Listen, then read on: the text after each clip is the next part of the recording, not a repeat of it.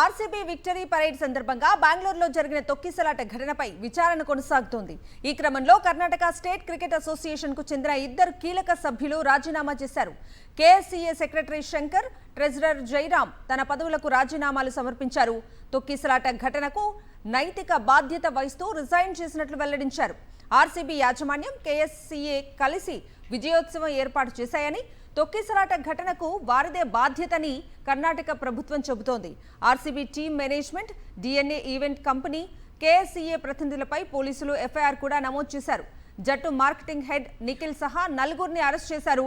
అయితే కేఎస్సీఏ ప్రతినిధులు హైకోర్టుకు వెళ్లి అరెస్ట్ నుంచి రక్షణ పొందారు.